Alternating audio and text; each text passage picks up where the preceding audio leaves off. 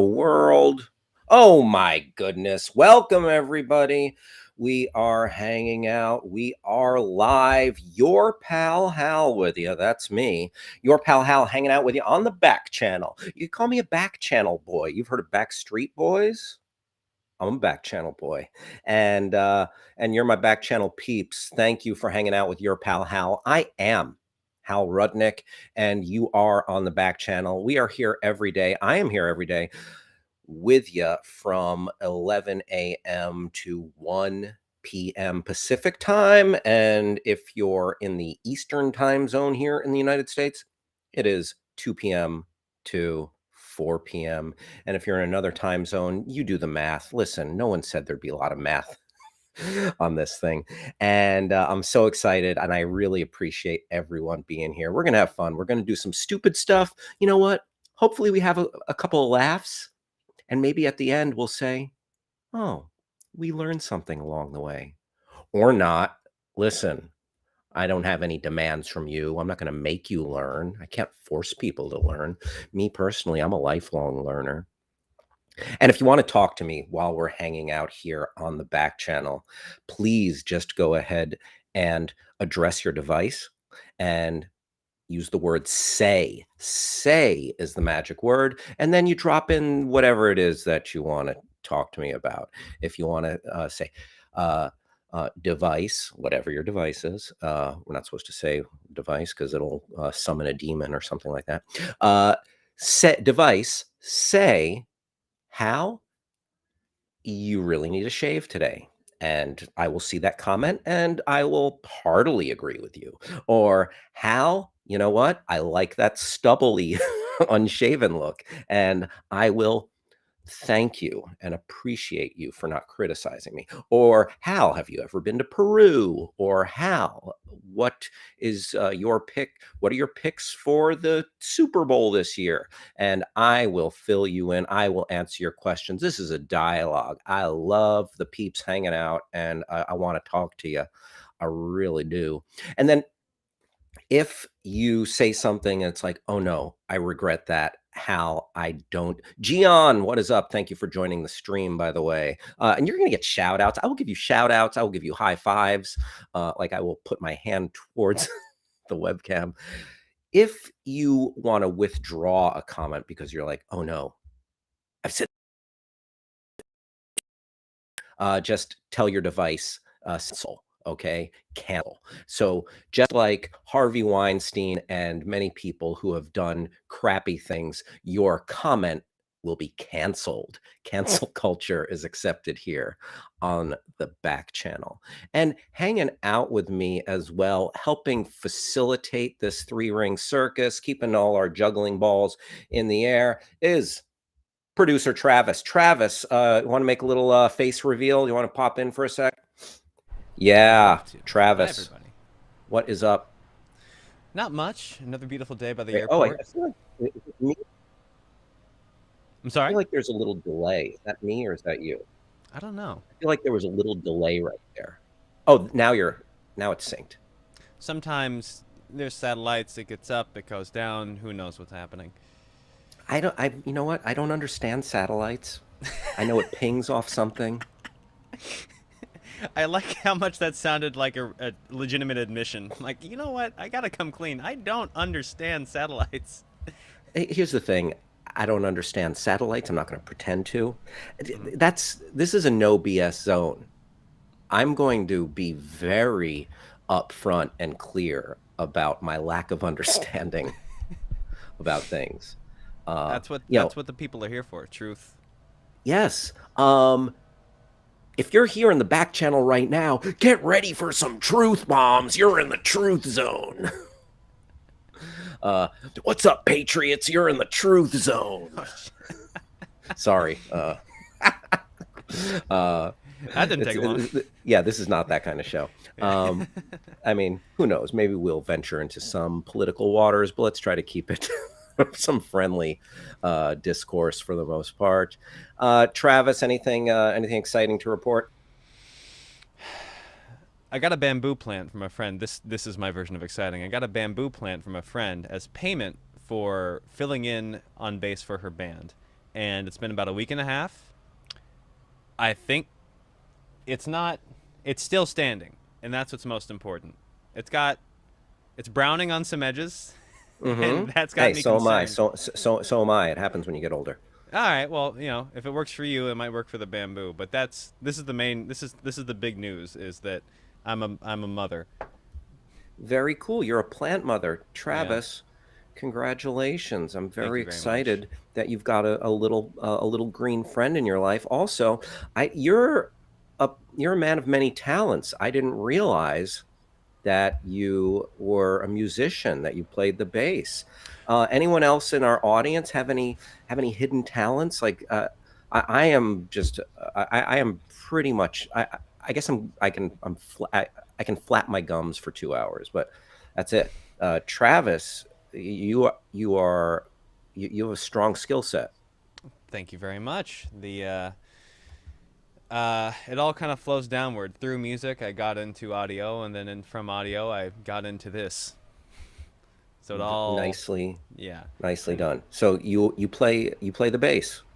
play the bass. Actually, to be honest, I play the guitar, and that qualifies you to play bass at like a C minus level just by default. Gotcha. Yeah. And were you guys playing originals or covers? It was an original set. They were doing their postponed album release show because they ended up releasing a record they'd been working on in the midst of 2020 where nobody could do anything. So they, at their backyard, which happens to be really close to where I live, had like a Mm-hmm. nice little backyard garden show, and it was a good time. It was a really pleasant time. That's awesome. How would you describe the sound? They are, you could say, an indie rock band, which means anything, but Yeah, like that could literally be anything. yeah, and that's what I like to say. Anytime I do anything, people ask me what it is. I say, "Ah, it's indie rock." And they Okay. go, Okay. "Okay, Uh, you know what? I guess we'll just leave it at that. Just yeah, indie alternative. indie alternative." What is alternative anymore though? Well, it's certainly not the mainstream, even though it is at this point. Okay. Yeah. Yeah. Yeah, There because everything was, is so niche, you know. oh yeah, it's not to legitimately talk about music for a second, but Hmm. the way that people consume music these days, which is mostly via streaming services, just through watching like YouTube, that's just audio, like all the it has opened the floodgates for the most part to where there's so much available and so much is accessible that there's still the Elysium esque top 1% of pop artists that make up the Billboard Top 40, which is that's great. We need that, and they're great. But Hmm. there's so much more room for people to find their little pockets of what they listen to, which has created a lot of opportunity, if a lot of dilution in the revenue streams. There's a lot of feelings about this. If you can tell, I've got a lot. I've thought about this a Travis lot. has Yeah. his finger on the pulse of modern music. Well, Travis, I look forward to one day seeing you shred, seeing you rip it up Oh, on I the appreciate that. guitar. That'd be great. Me too. Yeah, yeah. Let me. What's that? Did you say you too? No, me too. Well, I mean, Oh, if you me want too. to, Uh, I Absolutely. Keep me posted if you have any gigs, if you're playing out, got any live shows. Travis, yeah. our producer Travis, um, you are. It says your name is Backchannel there. I mean, you are Oh, the. Uh, you. I call you Travis. Either way, Backchannel is my stage name. Hold on, yes. with my privileges. There we go. Boom, producer Travis in the house. Yeah, we're branding this show. I feel like we need to brand you. I'm your pal, Hal, Of everyone's course. pal. You know what? Maybe am I a good pal? Am I a distant pal? Am I just an acquaintance or am I your BFF? It's up to you, but I'm your pal. And then we have producer Travis, who is making it happen, facilitating all of the good times. Thanks for being here, Travis. We'll check back with you shortly. And again, I want to thank everyone who's watching. Aylin, what is up, Aylin? Hello to you. Thank you for joining the stream. We got Gian, Rihanna. What is up, Rihanna? Big fan of of the your music, the lingerie line, Fenty, and all of that good stuff. And Jessica is coming to us from California. We got Jan in Utah. Aylin is all the way in Guam. Heck yeah. U.S. Republic of Guam. Loving it. Aylin, what's the weather like in Guam, by the way? So, folks, top of the show, let's see what is happening in the world. And we're going to jump into trending topics. Let's see what is trending on Twitter right now. All right. And if you have any opinions about anything we're talking about, oh, Aylin, you joined the stream again. If you have any opinions about anything we're talking about, please don't be afraid to jump into the conversation. Leave us a comment. Just address your device and use the word say, and then give us your comment. If you think something is stupid, if you think something is great, Hal, I completely disagree with you. Or say, Hal, I agree with everything you're saying, or anything in between. All right, so let's take a look at what is trending on Twitter. All right, so people share old photos of empty shelves taken at stores when former President Trump was in. Okay, um, so I think we're talking about the supply chain. Are you missing anything in your town? Have you noticed the supply chain happening? Oh, Travis, thank you for bringing up the Twitter. If you want to go back to that again, Travis, that'd be great. I can just do that here. All right, so there we go.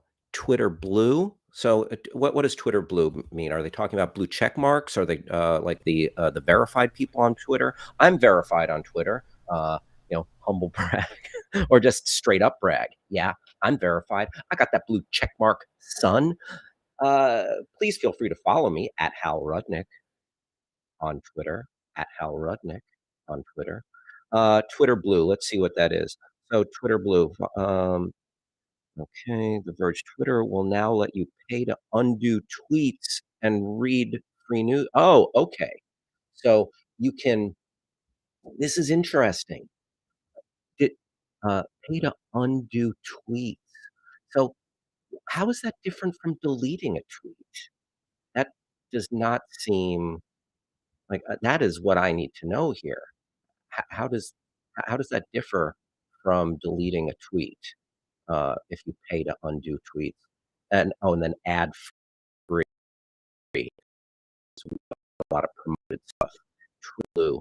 So I like my Twitter like I like my to go here, but I'll go there for a second. I like my dirty movies. I'm not gonna listen if you want to watch an adult film, there's a treasure trove of them and on various sites that we don't need to promote here. So no need to ever pay for that. Same with my Twitter. I'm not going to undo tweet Twitter Blue. I'm going to hold off on Twitter Blue for now. I have not tweeted anything that's going to get me canceled yet. What do you all think of Twitter Blue? Do you think this is a good service, or do you just go back and uh, delete your tweets? Like how is that different? I Yeah, I don't know. I will have to explore Twitter Blue. Uh, okay, so Twitter Blue is trending. Let's see what else is trending here um, on Twitter. So Frank Gore, former football player Frank Gore, is a boxer now. Oh, is he going to be boxing uh, Darren Williams, the former basketball player? Okay, so how do we feel about celebrity boxing? Is are we in on celebrity boxing, or do we think it's just a bastardization of the sport? Are you a Jake Paul enthusiast? Are you a Logan Paul enthusiast? Here's the thing. It's kind of like a guilty pleasure. It's like a dirty like, I don't wanna watch it, but I do. Like, oh, that's another thing I don't wanna pay I don't wanna pay for, but I will search Twitch sometimes or search YouTube to see if I can find the fight afterwards. Like, I guess Logan Paul is gonna be fighting Mike Tyson. I don't wanna give them my money to watch that, but would I watch a replay of it or someone, like, streaming it? Am I admitting to a crime right now? I hope not. Uh, I will deny it. I will deny it. Allegedly, let's just say allegedly, I might look for the stream. So that is interesting, though. Frank Gore, former running back, NFL with I think he was on the 49ers. Is this him in a New York Jets uniform? And then Darren Williams, who was an NBA All-Star point guard with the Utah Jazz and the Brooklyn Nets. They are going to be putting on the gloves. And I was reading about Darren Williams, the former All-Star basketball player. He owns an MMA gym in Texas. So dude could probably throw hands. Dude could throw hands. Yep, there's a little Darren Williams info. So Frank Gore, like he's a bruiser. That dude, like he eats up yardage when he was a running back. Darren Williams, he's dishing those dimes, point guard, and he had some really good seasons where he was like handing out like 10 assists and putting in close to 20 points a game. There's Frank Gore. So I'm interested. I'm interested. I hope Darren Williams does better than Nate Robinson, who just got waylaid by Jake Paul. I guess Nate Robinson unfortunately started this whole phenomenon with Jake Paul giving Jake Paul his first victory. So that was Jake Paul or Nate Robinson living in infamy now as the first victim. Let's see what else is trending. Just in as far as more sports, you had Nikola Jokic of the Denver Nuggets gave a good shove to the back one of the Morris brothers in that game. You can find that. You got empty shelves. Trump. Uh, we'll watch what happens live. Okay, let's see what's happening in entertainment. What's trending there? Okay, and all right, so we got Andy and What Happens Live on Bravo. Tom Holland. Oh, did you see the news? So we got Tom Holland there. Big news. Toby Mcguire has been confirmed for Spider-Man No Way Home. That's kind of cool. That was like sending the Marvel and all the MCU and Spidey fans into like they gotten their webs all tangled in excitement. They were shooting webs all over the place and excitement because Toby Maguire. So you kind of got like some cool cameos confirmed for this because in like No Way Home, we're going to deal with, I guess, the multiverse. We're talking about Doctor Strange. We're talking about these worlds in the MCU, and we already have Alfred Molina's Doc Ock confirmed, one of the best villains from any Marvel movie, not MCU, because this was Sam Raimi's Spider-Man 2, but Doc Ock was fantastic. The great actor, Alfred Molina, as Dr. Octopus. But now confirmed, Toby Maguire, he's going to be there. Are you excited about that? What other cameos are you most excited about? And let me ask you this. I'm going to throw a question out to the back channel audience. Who is the best Spider-Man of our lifetimes here? Is it Tobey Maguire? Is it Andrew Garfield? Is it Tom Holland? Okay. The Tobey Maguire Spider-Man movies, they have gotten, like, in retrospect, there's something a little campy, they don't fully hold up as far as like the cheese factor. There's like a little like those pizzas were ordered with extra cheese. You know what I mean? But oh yeah, there's a cool image of Doc Ock tentacles for the Spider-Man No Way Home. Do you have a favorite? Holland.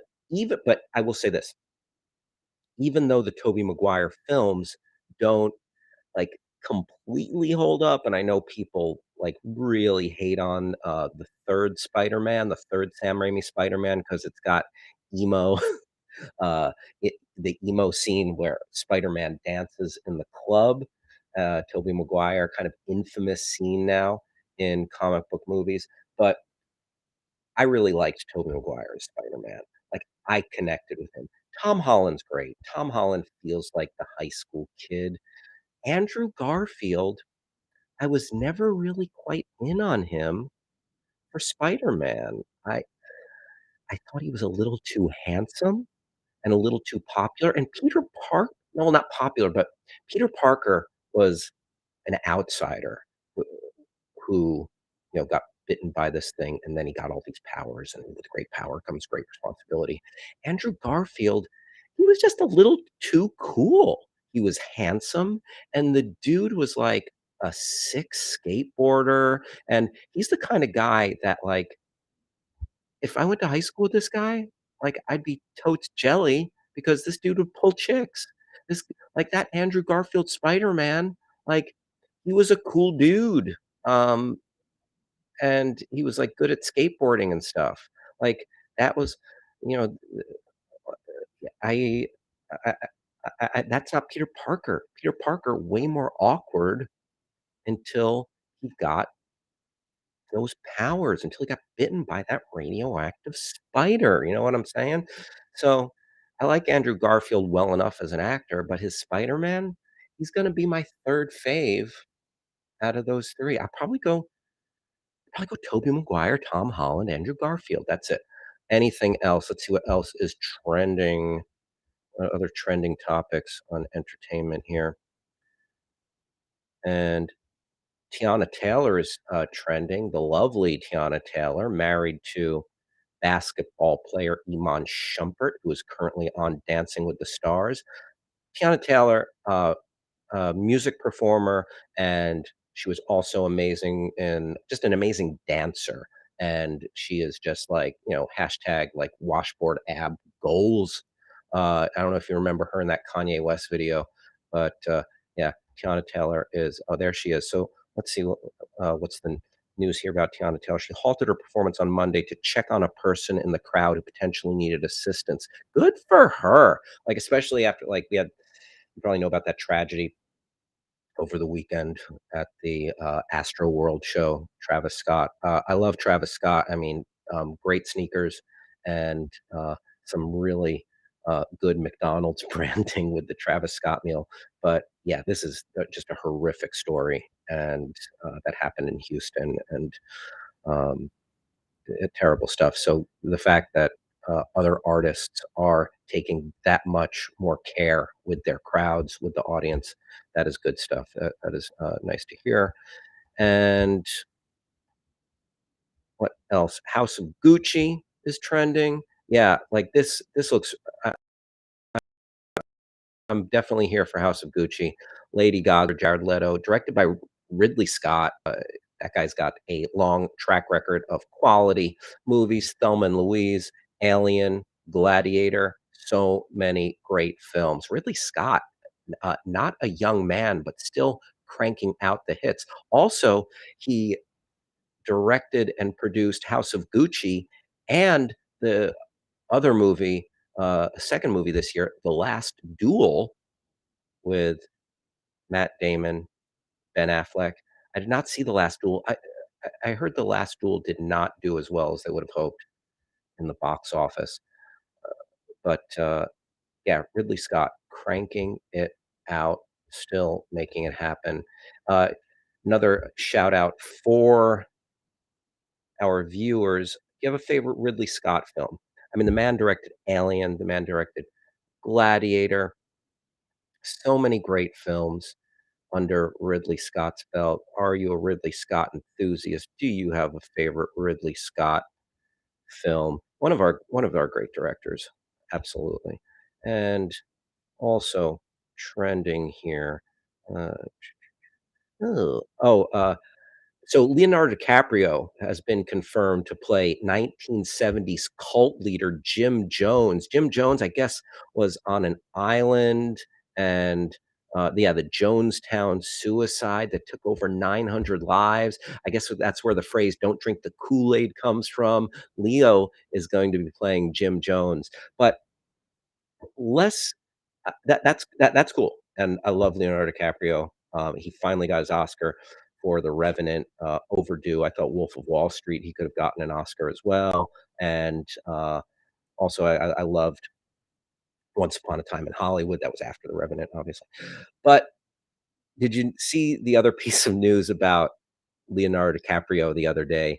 Hey, Travis, I wonder, are you able to pull up that video of Leonardo DiCaprio meeting Jeff Bezos and his girlfriend Lauren Sanchez? Guys, ladies, everyone, find someone who looks at you the way Lauren Sanchez looks at Leonardo DiCaprio. It is too good. It is too good. Yeah, Leo is Mr. Steal Your Girl, says Barstool Sports. I would uh, Travis is our local Stoolie, a Barstool Sports enthusiast, I guess. No, I'm kidding. Yeah, look at her. Look at her lost. And oh my goodness. She is just like, Leo, I am here for it right now. Like she went from 0 to DTF right there. Travis, come on in for a sec, Travis. Are you I Hey. I don't want to I don't want to speak out of school. Travis, do you have any opinions on Barstool Sports? I almost didn't click on it. I'll put it that way. Um, Gotcha. not a There you fan. go. There you go. Top down. Yeah. Mm-hmm. Yep. I mean, here's the thing. The sun shines on a dog's ass every now and again. Like there will be a Barstool story or something where I'm like, oh, that's cool, but then I'll be like, ooh, yeah, because it's just like, a little bit of, yeah. They talk about people throw around the term toxic masculinity. Maybe a Yeah, little bit, it seems to yeah, be lowest common denominator opinions lowest. sometimes. Yeah, boys' club in all the worst ways you would imagine that word playing out, and especially with the recent news with, you Oh, know, yeah, yeah, allegations with towards their. their allegations with their founder. So it's yeah, not exactly my preferred sports news source. I have a question Uh, for you. How do you feel? This is interesting because after the Leo video, yeah. Bezos today had this like funny guy tweet where he says, "Leo, come over here. I want to show you something." And then he's like, "Oh, haha, that's funny." Is it just that like for one he's a real life Lex Luthor except he's, Yes. not as overt about the evil, but I have a hard time when people at a certain, and I think this is a me problem, people with a certain level of celebrity try to be regular funny. I feel like it's Mm-hmm. just I'm just like, no, it doesn't. You're not allowed. You have famous out of being able to relate to people. Yes, I agree. I don't Like know. I How do you don't feel? mind. How does this hit You you? gotta you gotta thread the needle because this doesn't have. I think you alluded to it with the Lex Luthor comment. This doesn't have the cultural awareness. If you get threatened by the richest person in the world, which I guess Bezos is second behind Musk now, or third, but he's like a top 10 rich guy, Yeah. obviously, who feathered his nest during the pandemic. Uh, the idle threats are not idle anymore. He's got the wherewithal. He owns the drones. He has spaceships. When you own spaceships, the threats are less idle. But at the same time, I can't help. I mean, he seems like he's having a good time, but He's having a laugh. He's having a oh yeah, laugh. he's having a laugh, and good for him for that. This is a fun little opportunity to get into the cultural discourse, and I'm sure that despite the eyes, that him and his girlfriend are just fine. Oh yeah. Oh yeah. Listen, if I would be fawning and falling over myself if I met Leonardo DiCaprio. I mean, Right? Leo, it's so nice to meet you. Listen, I'm only a flesh and blood mortal human being. Leonardo DiCaprio is magic, right?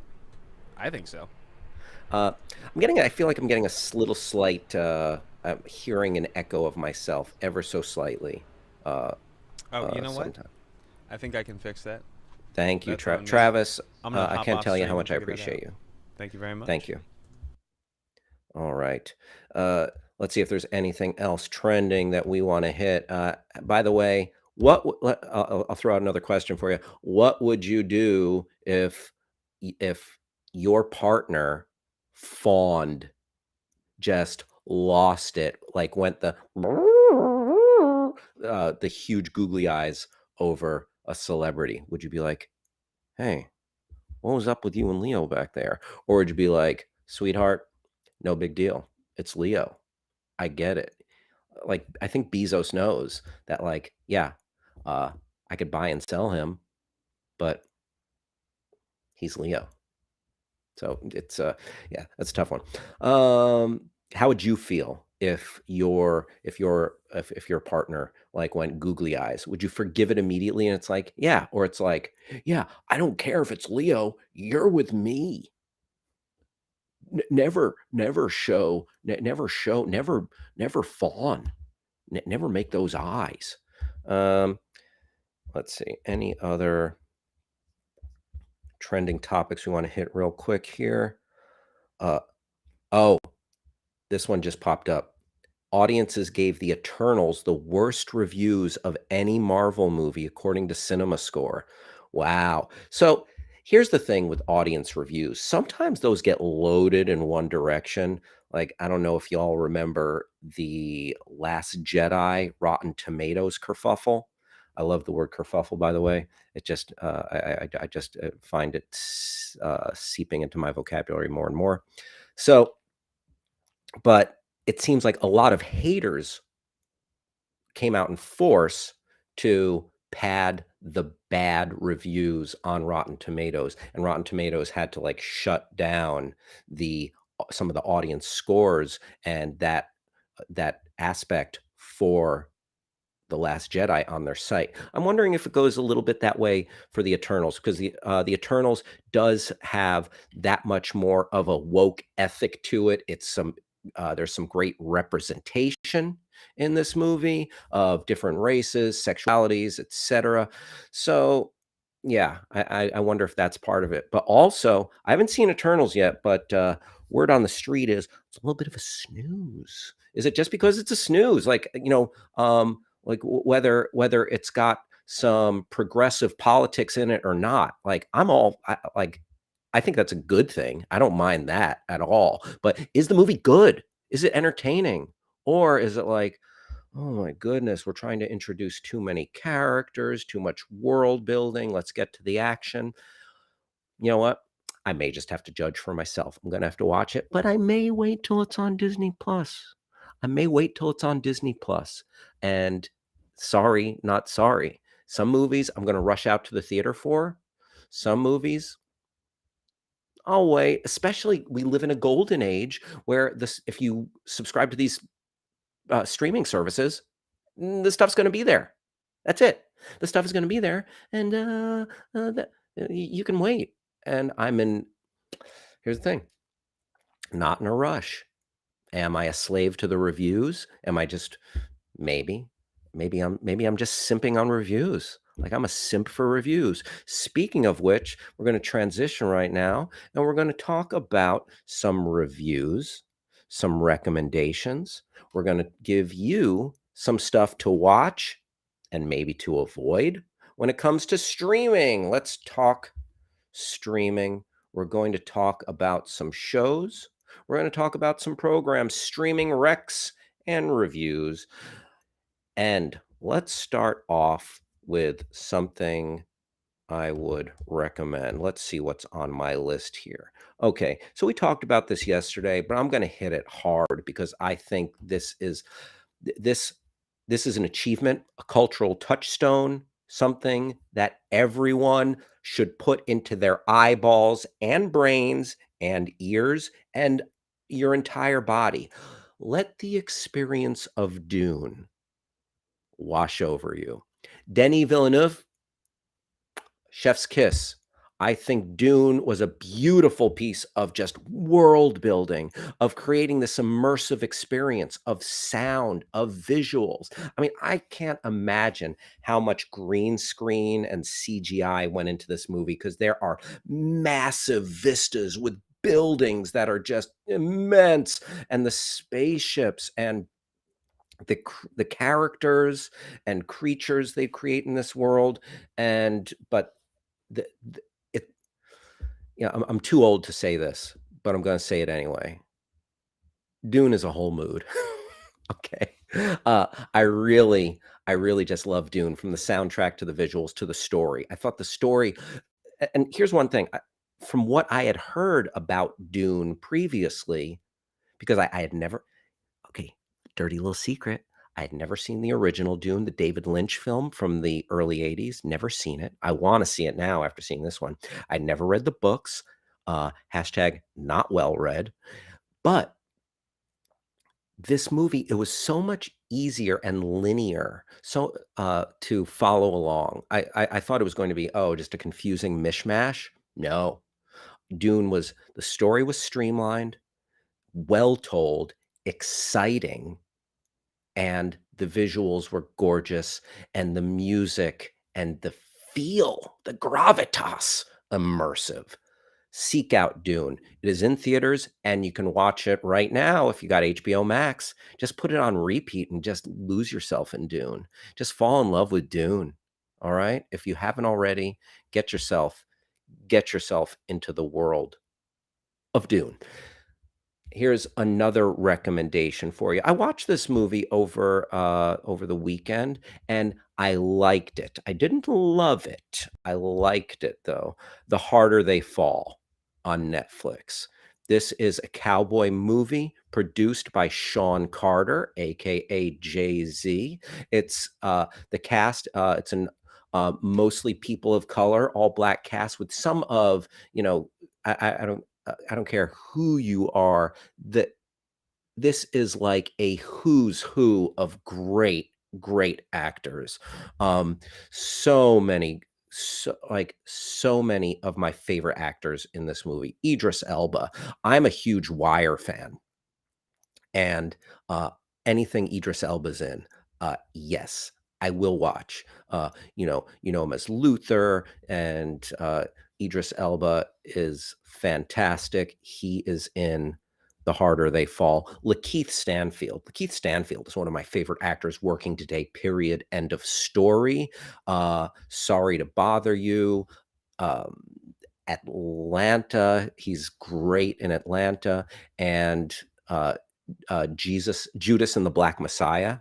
Judas and the Black Messiah, one of the great underrated films from last year. It was nominated for an Oscar. I think it easily could have won. But Lakeith Stanfield is excellent in this. Jonathan Majors, like this, heavy hitters. Jonathan Majors, who was uh, in Last Black Man. I gotta. I want to look up Jonathan Majors' filmography real quick. Yeah, here we go. Jonathan Majors, IMDb. Yeah, Lovecraft Country. Oh, and Loki. Who could forget him coming in at the end of Loki as uh, a key character that we will see more of in the MCU. And then Zazie Beats, from Atlanta, Joker, and uh, Deadpool 2. Zazie Beats is awesome. And don't want to bury the lead. Regina King, one of the best actresses working today, so good in Watchmen. If you haven't seen Watchmen, okay. So listen, I've fawned over this cast enough. All right, I am losing it over the cast of this movie. It's so great, and that's what really sells this film. The actors in this film. Oh yeah, sorry. Yes, Riyadh. Good to see you, Riyadh. Sorry to Bother You is so good. Boots Riley, just an insane independent film that deals. It's a comedy. It is like so funny, but it is so weird, and some of the best social commentary in a film. Oakland represent. Some of the best social commentary in a film delivered by Sorry to Bother You. It's really fantastic. The call center. Oh wow. Riyadh is saying so. The call. Lakeith Stanfield works at this ridiculous call center in Oakland, and as uh, a as a person of color working at this call center, he has to deal with a lot of code switching and changing his voice when he's talking to different people and the politics of that while he's at this call center. And it just deals with it in such a funny and like uh way that really resonates. And it's hard to do that because you don't want to lecture people. No one wants to be lectured to. All right. If you're trying to make like a piece of social commentary or something and you're lecturing me, I'm like, yeah, no thanks. Sorry to bother you. Like, it hides the vitamins, it hides the medicine in the ice cream. It's like, it is just insane. But it's also like, damn, that movie had a message. And so absolutely worth checking out because it is insane. It's funny, and it's such an amazing debut from Boots Riley and Lakeith Stanfield. Okay, so I've fawned enough over all the actors in The Harder They Fall. The script could have been a little bit sharper. Some of the stuff, it's like, you're watching a movie and you're like, oh, okay, that kind of just happened. That was very convenient, a little too convenient. Like, oh, that character did exactly what they needed him to do. If like this scenario was happening in real life, it would never go that way. It's like a little bit, if you overthink it, it starts to unravel just a little bit.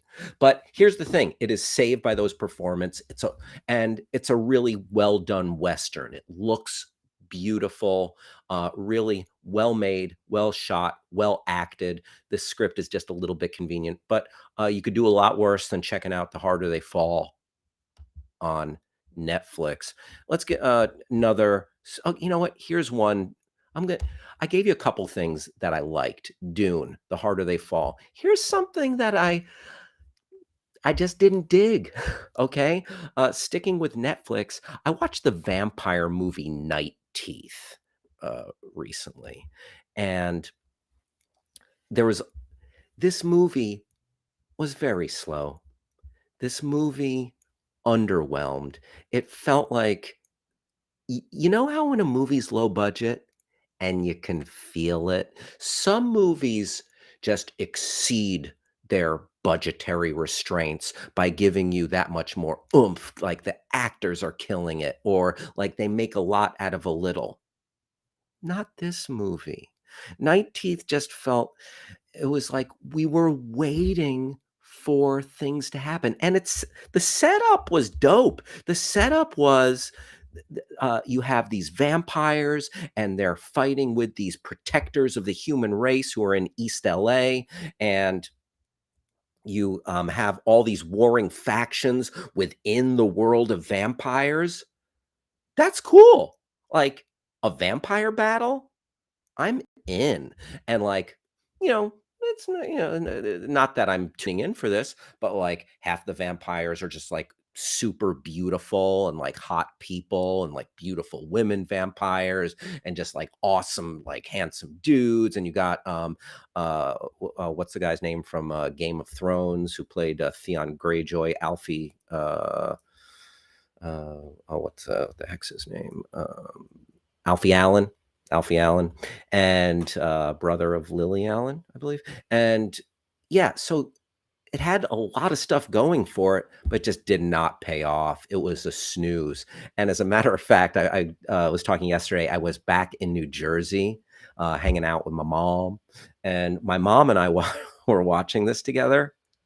My mom fell asleep several times during Night Teeth. Okay, you're a vampire movie. Look at this. Just like you have like you see these fangs, like we see the picture right there.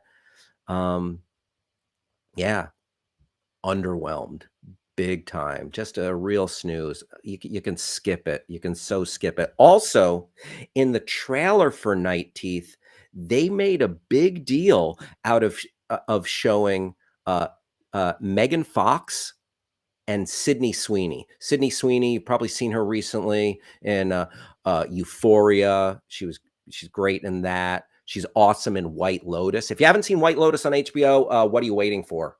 You very Very well done show. Really, just like dark, cynical, funny show about privilege and all sorts of other topics of navigating the modern world.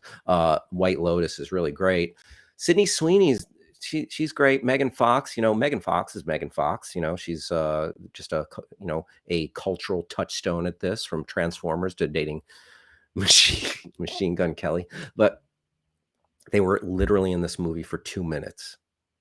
They showed up for, like, literally, they were on set for this movie for an hour. It's kind of ridiculous. So yeah, Night Teeth, skippable. And I will hit one more. Uh, this one's on Hulu, and this one's a mixed bag. But at the end of the day, I really dug it, and I'm digging it. It's a limited series that's currently in progress. It's called Dope Sick. Dope Sick on Hulu, and it explores some very tough subject matter, the opioid crisis, and it does it in a thoughtful, impactful way. The same way you'd think about the Steven Soderbergh movie from the early 2000s, Traffic. Traffic, I thought, has a great multi-angle view of what the drug war, the war on drugs in America is, and is is it worth it, and where's the money going, and who are the different components and participants in this world. Dope Sick does a very similar thing in a limited series about the opioid crisis, which is just a major tragedy, something that should have been avoided. And the things I like about it, it paints the horrific people behind it, the Sackler family, who have been implicated in knowingly pushing OxyContin, as real villains. And Michael Stuhlbarg, who Michael Stuhlbarg had a real renaissance a couple of years ago. He was nominated for an Oscar. Great actor. He plays the kind of the main, I guess you call him a villain in this story, kind of like The Godfather. He's a he's just like he's driven by this ego, and he wants to make this drug the biggest thing in the world. And if you think about it a little too long, it's a little bit melodramatic, this show, and it's it's like high drama, melodrama, but there's also something funny and very interesting and on point about portraying this character like a real villain. So I really like Michael Stuhlbarg. Michael Keaton is in it. Everyone loves Michael Keaton. He's Batman, for crying out loud. And plays a doctor who is this medication, and then gets caught up in it himself. And I call it a medication. It's just an addictive drug. And then Rosario Dawson, and it's got a great cast.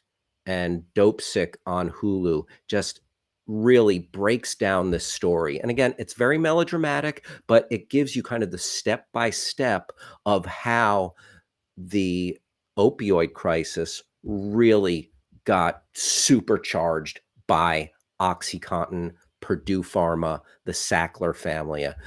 So Hulu's Dope Sick, I really recommend watching. If you're looking for a 1 hour drama, that I think 6 or 7 episodes are out now. I think it's going to be 8 in total. If you're looking for a 1 hour drama to binge, you could do worse than Dope Sick on Hulu.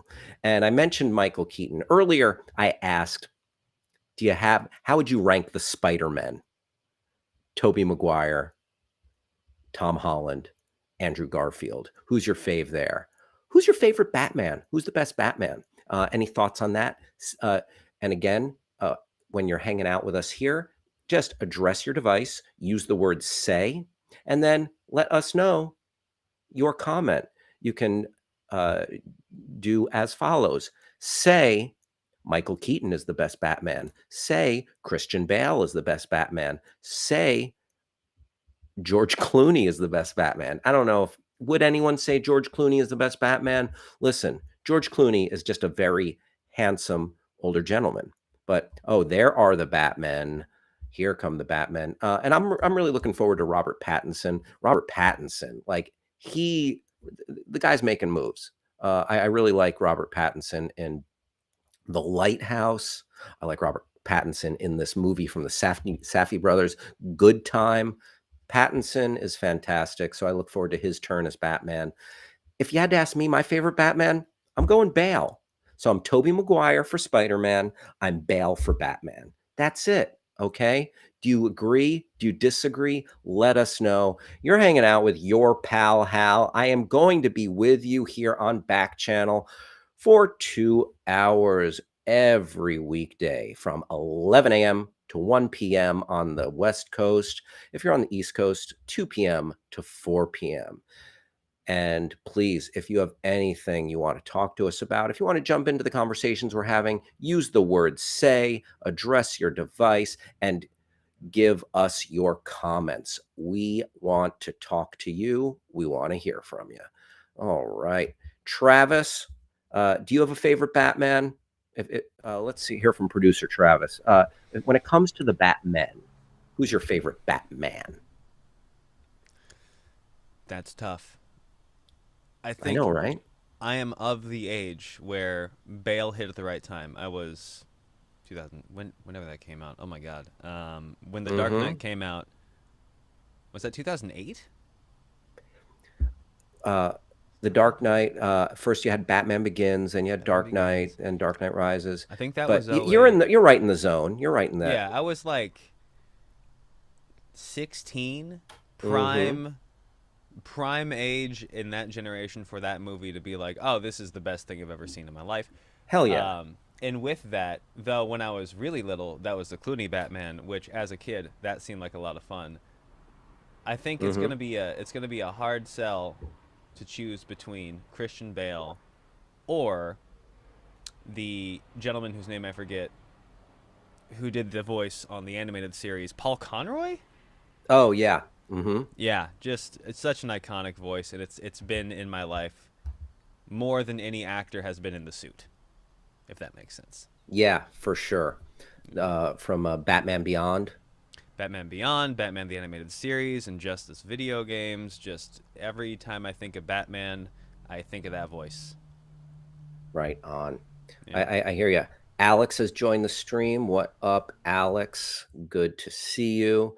If you have a favorite Batman, let us know. See, I was of the age when, like, very well could have been Keaton for me because that movie hit when I was a kid, the Tim Burton first Batman, and I'm like, whoa, this is epic stuff.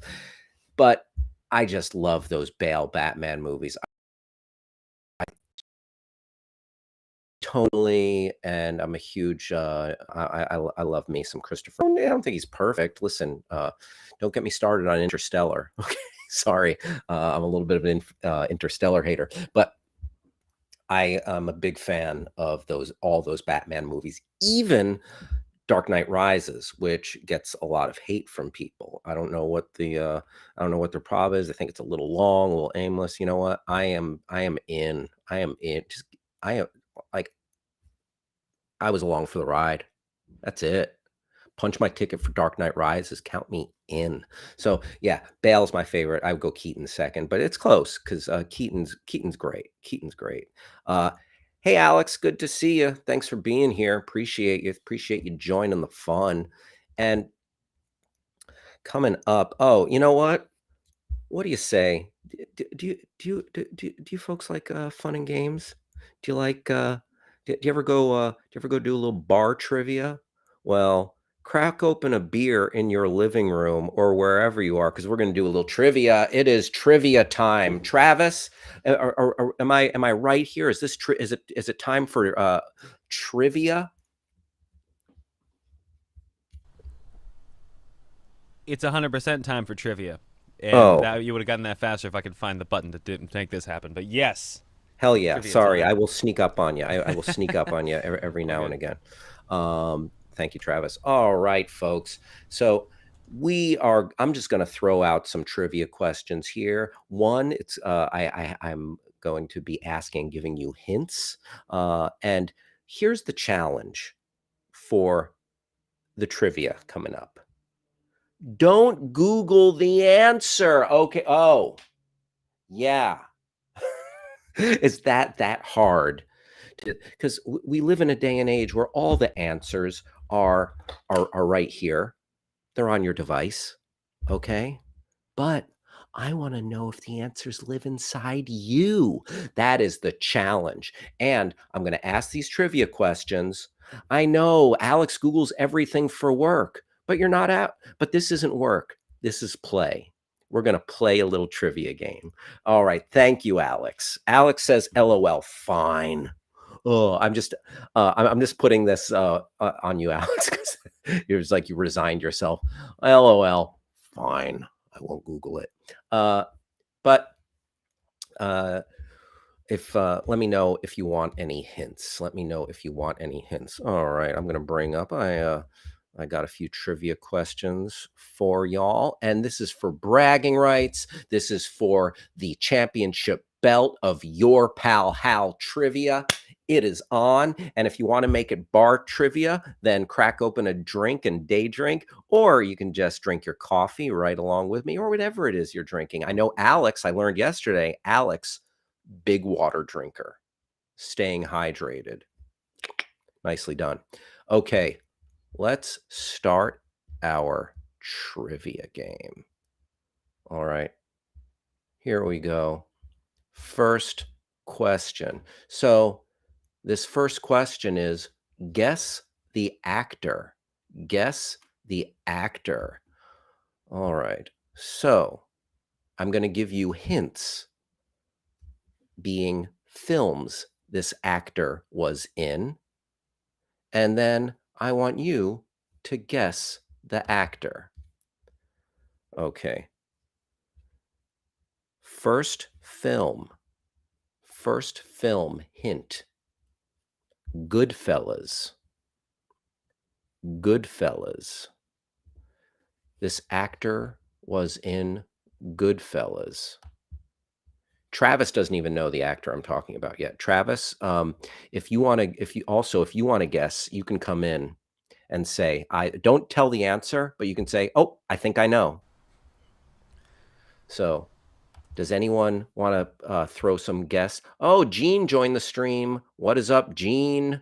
Mean Gene coming to us from California. Good to see you, Mean Gene. All right.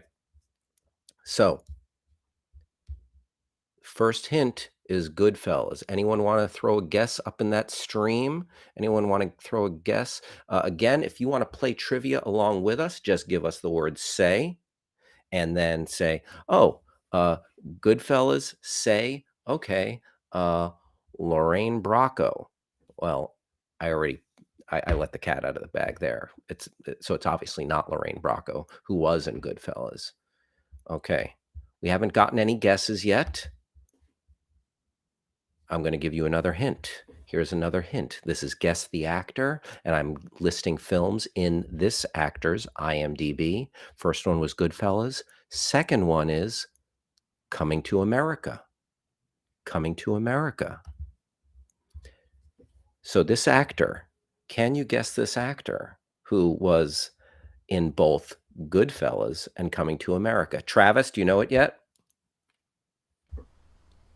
No. Okay. All right. Travis is a big pop culture fan, so I think we've got a good question here then. So this actor in both Goodfellas and Coming to America. Anyone on our in our stream in our chat want to guess? All right. Well, let's give another clue. Here comes another clue for guess the actor. All right. This actor was also in Star Wars Episode 1, The Phantom Menace. Star Wars Episode 1, The Phantom Menace. So we've got Coming to America. We've got Goodfellas. We've got Star Wars Episode 1, The Phantom Menace. So remember, no Googling, Alex. Can you guess? Travis, any thought? Oh, Gene from California dressed Joe Pesci. Guess Joe Pesci. And that is incorrect. Although I wish Joe Pesci was in both. Joe Pesci in Goodfellas. I would have loved to see Joe Pesci in Star Wars. Hey, come on, I'm a Jedi. Well, get the hell out of my face. I'm a Jedi. Do you want me to cut you with my lightsaber? Oh, I'll cut you in half with my lightsaber. Joe Pesci in Star Wars is like my favorite thing of all time. Alex says they're already disqualified. Listen, Alex, in my mind, you are overqualified. So I appreciate you being here along for the ride. Okay, so Gene said Joe Pesci, although I love the idea of Joe Pesci in Star Wars. That is, it is not Joe Pesci. Again, the clue, this actor, Coming to America, Goodfellas, and Star Wars. I'm going to give you another clue here. This actor was also in the Quentin Tarantino film, Jackie Brown. So we have Goodfellas, Coming to America, Star Wars Episode 1, Phantom Menace, and Jackie Brown. Travis, has the actor come to mind yet? No. Any thoughts? Alex, any thoughts? Four wildly different movies. Four wildly different movies. I can think of a couple of actors who are in two of those movies, but not three or four. This actor was in all four of these movies. Jackie Brown, Star Wars Episode 1, The Phantom Menace, Goodfellas, and Coming to America. Travis, do you know it yet?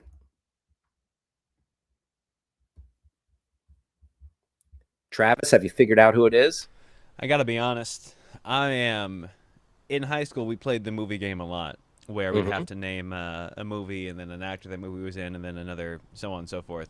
Sure. And I never made it past round 1/2.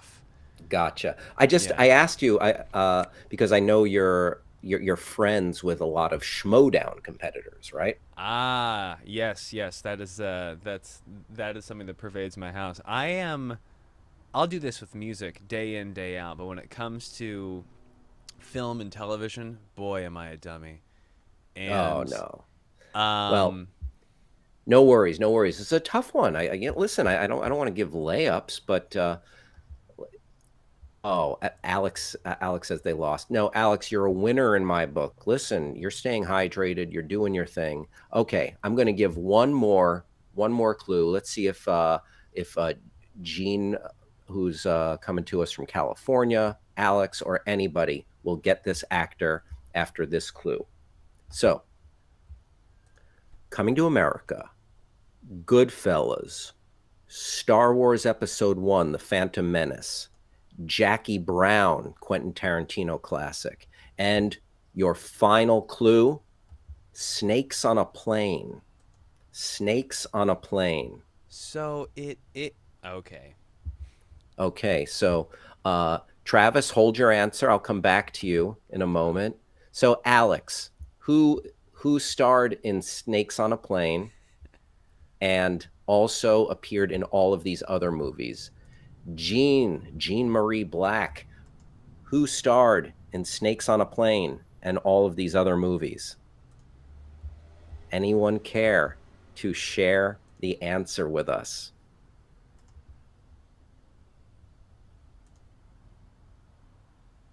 Okay. In 5 seconds, I'm going to ask Travis for his answer. In 5, 4, 3, 2, 1. Travis? Yes, there he is. What's in your wallet? A picture of Samuel L. Jackson, apparently. Samuel L. Jackson.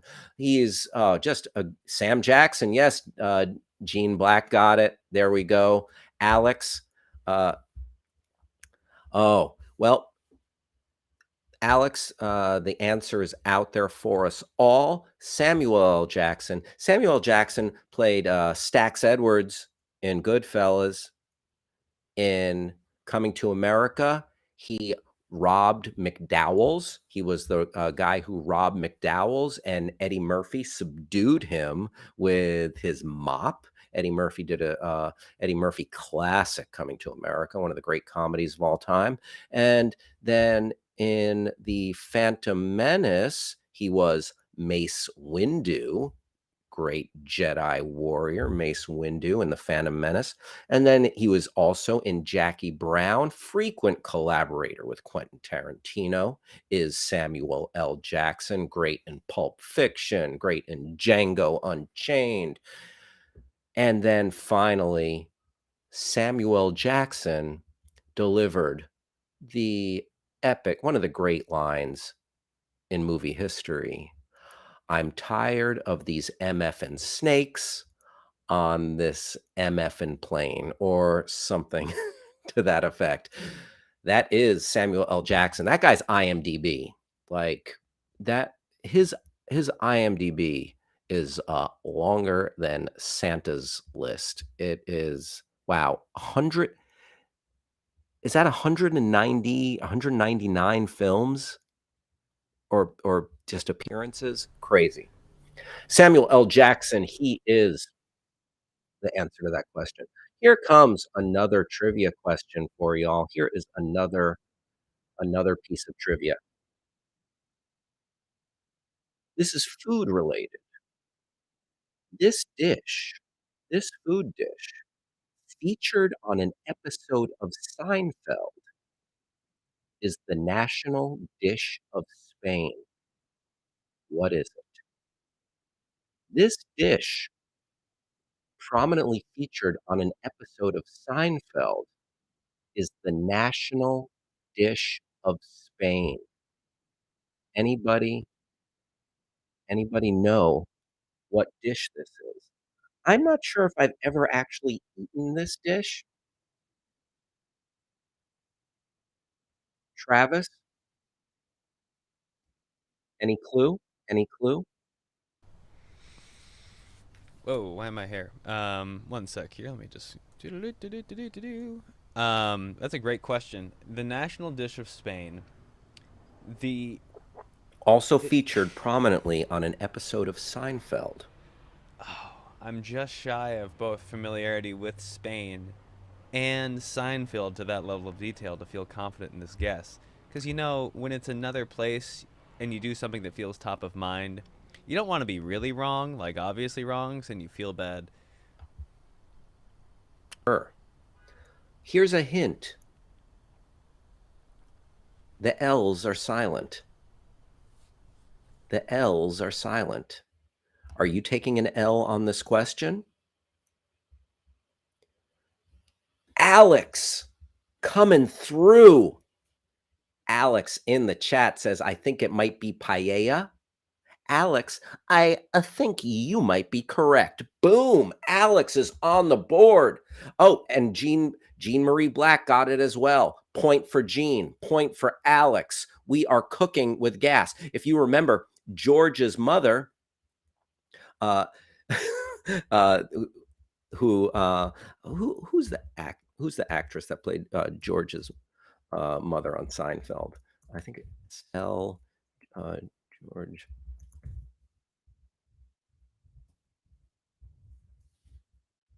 Estelle Harris. Oh, the amazing Estelle Harris uh, from Seinfeld and many other TV performances.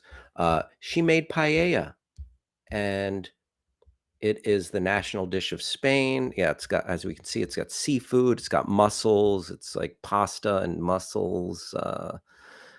Listen, I'm like I said, I don't even know if I've ever had paella, but I know it's the national dish of Spain. Oh, what am I supposed to do with all this paella?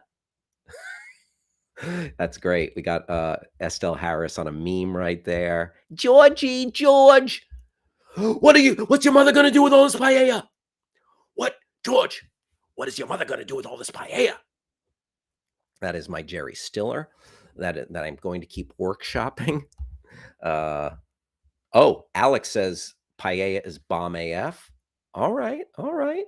I've never seen Seinfeld. Well, Alex, maybe you're not in the age bracket there, or I'm not sure. Seinfeld, it's streaming on Netflix. We went through some streaming recommendations. Let's rewind and add Seinfeld to that. Binge it. It is there. It is great.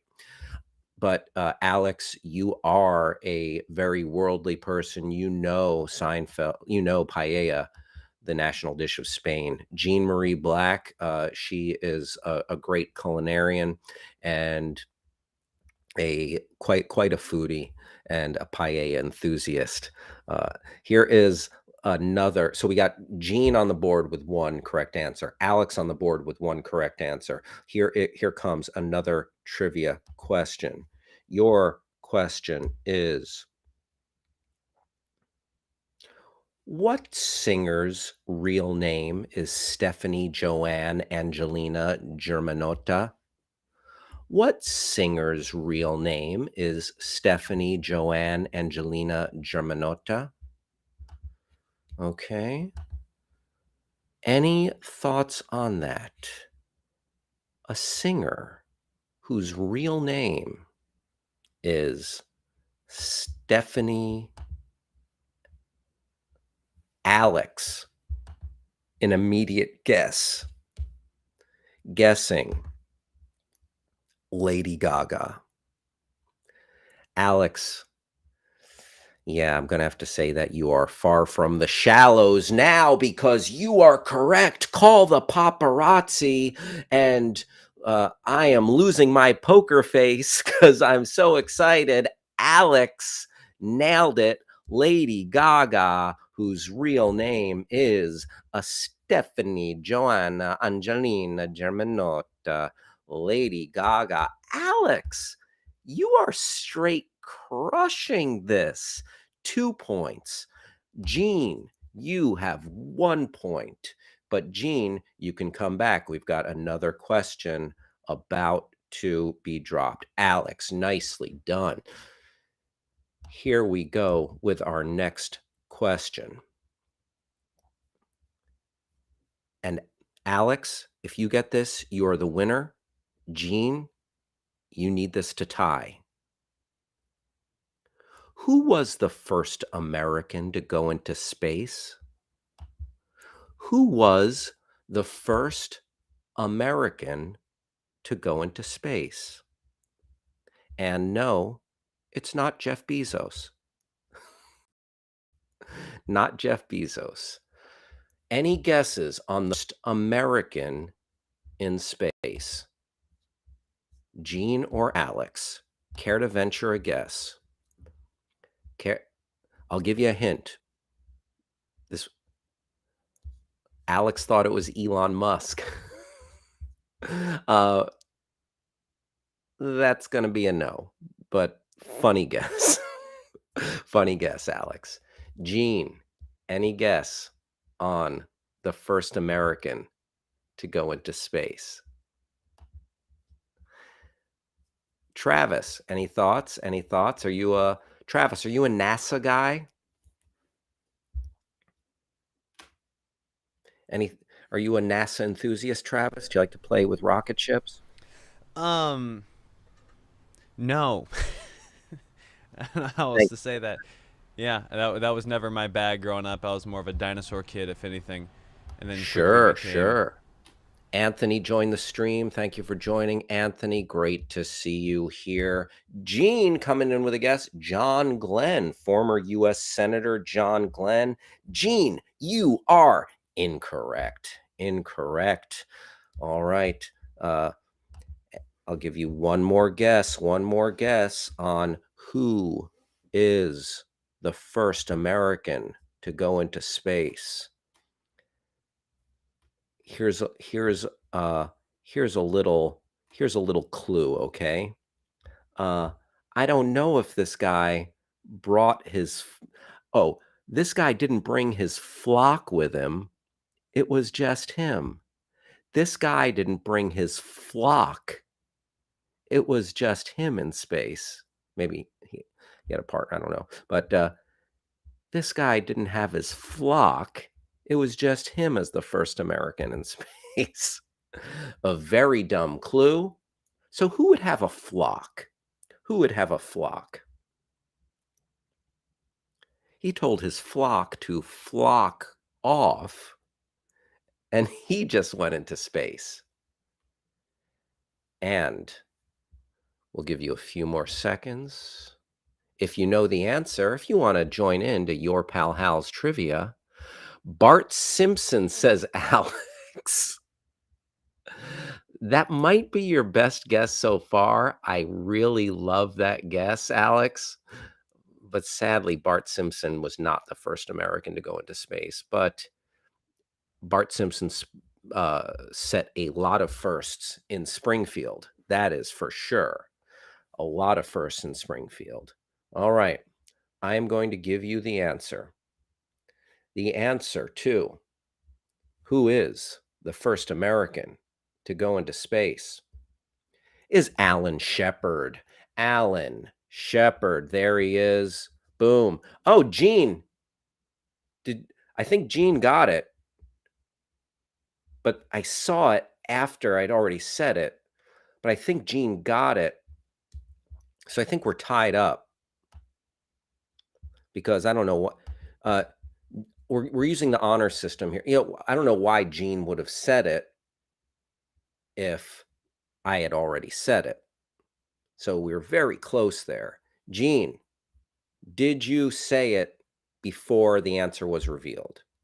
So I'm going to wait for Gene's answer. This is the honor system. That's what we do here. I'm an honorable man. I am always going to be honest with you. Your pal Hal, you can trust this face. And I expect the same out of you. Gene, did you put in that answer before we revealed it here on the show?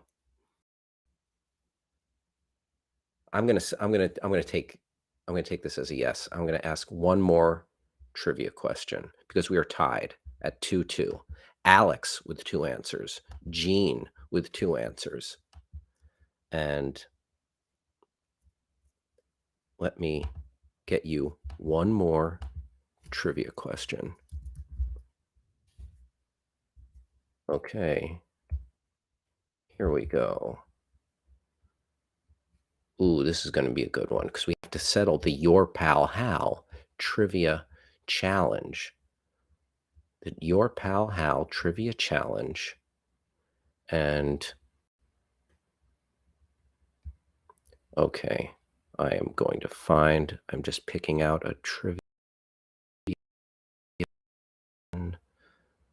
Okay, here we go.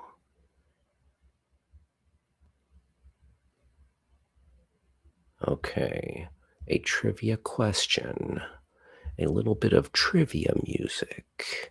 Do do do do do do do do do do do do do do do do do do. Do, do, do, do, do, do. Finding a trivia question to break the tie. We're gonna find a trivia question to break the tie. We're breaking the tie. Okay, so I want an easy one. Well, easier. So great. Okay, I just saw Jean's answer. She said yes. It's like on Donkey Kong, correct? Okay, here we go. I think we have one that's not too hard that we can get.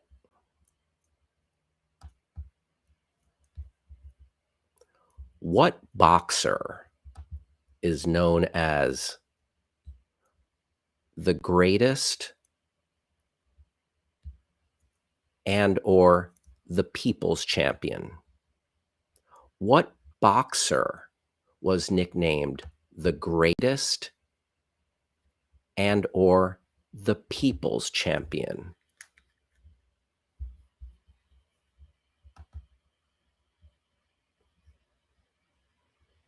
All right. We're trying to break our 2-2 trivia tie.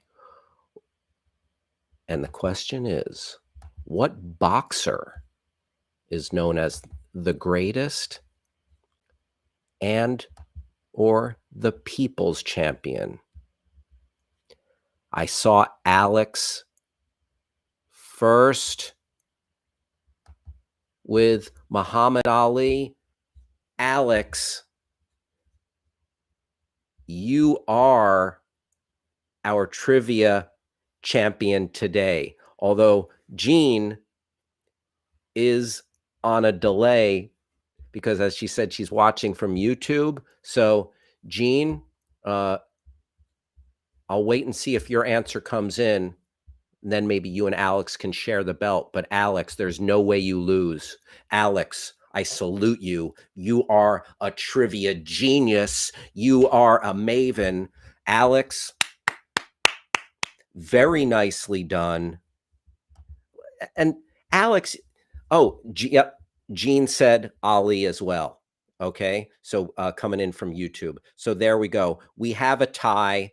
Gene and Alex, our dual trivia champions. I would gladly go drinking with you and do bar trivia, either or both of you. Or if the three of us teamed up, what an epic bar trivia team we could be. Congratulations to Gene and Alex. You've got bragging rights for the rest of the day. You've got big old brains filled with lots of useless knowledge. Good stuff. Good stuff. And Alex, you're both winners. Absolutely. And Alex, I'm especially like proud of you because you were like, "Oh no, I just Google everything. I don't know." And Alex, you were very humble because like you struck like a cobra. And Gene, uh, you are a well studied. No, Gene says Alex won. Listen, both winners in my book. And that was a very fun trivia journey. Thank you for hanging out with the Your Pal Hal trivia game.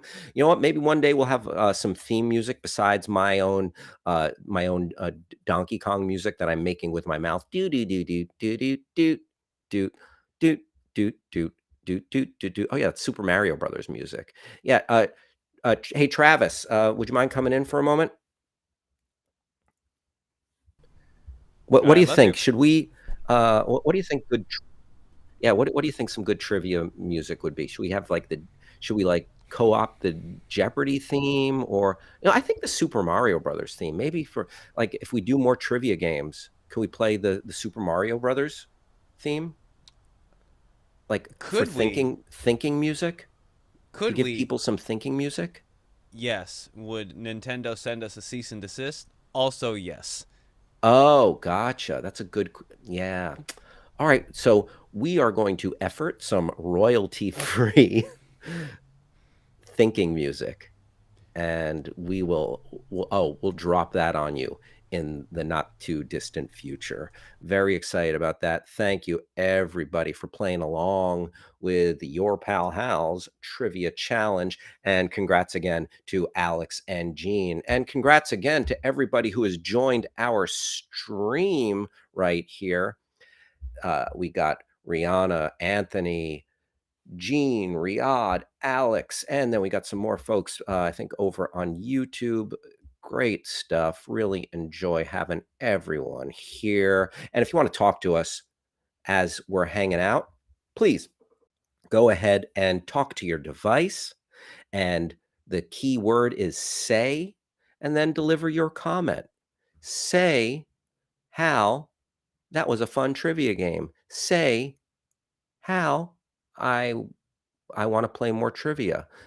Say, Hal, I am going to eat a bacon double cheeseburger for lunch, and then you're gonna start getting me hungry because I am very hungry, right now. I'm ready for lunchtime. Let us know what you're having for lunch. Let us know if you're snacking on everything. Remember, this is a snack positive space. We embrace all snacks. We love all snacks, and I wanna hear what you're snacking on or anything. Please join the party when you're hanging out here with your pal Hal. And we've got some more fun stuff. Oh, we've got a real treat coming up for you. So, you know, we've been in a pandemic for an international pandemic for a year and a half coming up on in March. Is it really going to be in March 22, which is not that far off. We're nearing the end of the year, and March is the third month. It's going to be 2 years of living that pandemic life, living that Rona lifestyle. So, we've got some medical advice for you, and we've got a very special guest that is going to be joining us, Dr. Robert Peaches. Dr. Peaches is going to be joining us. Hey, Travis, would you mind coming in for a moment here? You got it. Hey. Hey, Travis, I have to go let Robert Peaches into the studio here, Mhm. and he's going to take over for us. Would you mind coming in and just keeping the folks company until I'm able to get Robert Peaches in here? Yeah, I can do that. You got it. Yeah, if you wanna tell them about, like, feel free to talk Producer. to them about anything. Tell them what some of your favorite snacks are. It's always a good, time to talk about snacks on this show, or if you have any suggestions of anything you've been streaming or watching, you know how to talk to people, and I'll go get this guy, alright? All right, sounds good. See you in a Awesome, sec. Travis. I will be right back. Hi, everybody. This is the segment of the show that is mine. I'm not sure who Hal's bringing in. I don't know. I didn't hear anything about this. We're figuring this out, so a lot of this stuff happens on the fly. I guess he's got some friend in who's a doctor, I think a podiatrist specifically. But in the meantime, I'll be here holding it down. So I'm not as much on the streaming media, movies, and TV side of things. I live more in the world of music, which is also largely streamed. But that's not to say I haven't watched some stuff recently. My most favorite show, I think, that's on the air right now is the television adaptation of What We Do in the Shadows, which was originally a Taika Waititi mockumentary, 2014, I think. If anyone has seen that, feel free to say so in the chat. Though, Alex, I see your question. I do produce music. That is actually what my main gig is, I'd say. I do a lot of composing for podcasts. I have used to be like just like a band kid, not in like the trumpet way, but like a kid in bands, high school bands, things like that. And it's still the thing I like doing the most. Oh, thanks, Alex. I think it is pretty cool.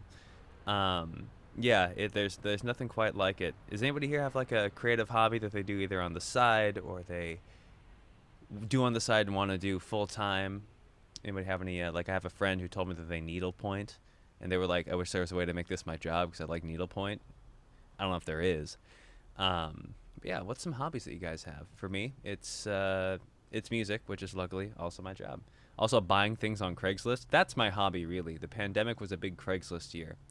Also, anybody making any big pandemic purchases? I went nuts. If you could see around me, there's a lot of blinking lights, keyboards, synthesizers, redid the living room sound system. Alex loves singing. I love singing too. I teach that. I'm a music teacher, or was for a long time. No time for hobbies, huh? And you can't play any instruments? Guys, there's a lot of can't, there's a lot of no time. That's true. Life is busy. But 15, 20 minutes, 3 times a week, whatever it is, whether it's an instrument, writing, any kind of skill, it just takes some consistent effort.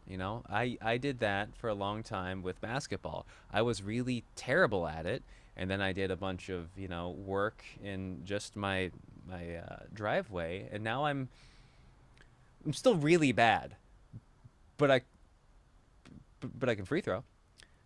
I think I see Dr. Peaches is in the building, so we're gonna go ahead and kick off our next segment here. Which, God, I don't know if we have this all queued up or not. Either way, I don't know what's gonna happen. We're gonna let it roll.